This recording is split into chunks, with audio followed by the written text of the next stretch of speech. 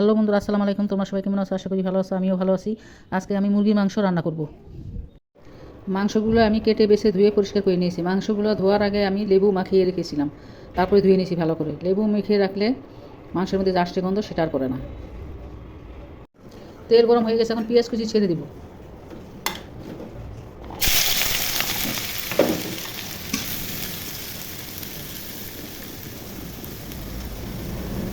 আদা হয়ে গেছে, এখন আদা রসুন দিয়ে ভেজে নিব।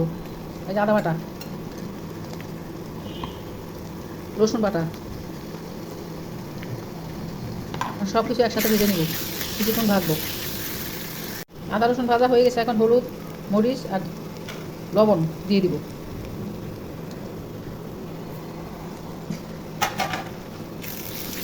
পানি দিয়ে কষিয়ে নিব, পানি দিয়ে কষিয়ে নিব।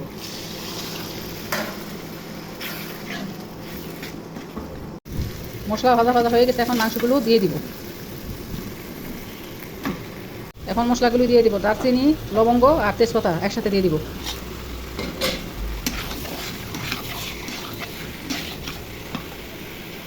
জিরার গুঁড়া দিয়ে দিব।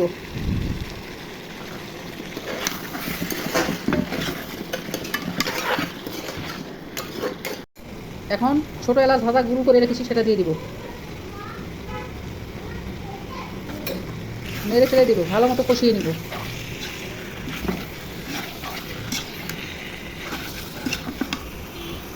মাংস ভাজা ভাজা হয়ে গেছে, এখন গরম পানি দিয়ে দিব পরিমাণ মতো।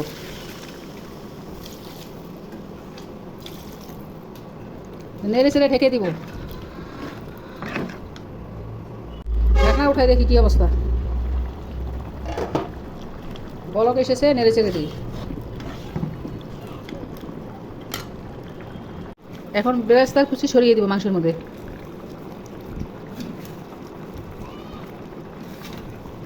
নেড়ে চেড়ে ঢেকে দিব।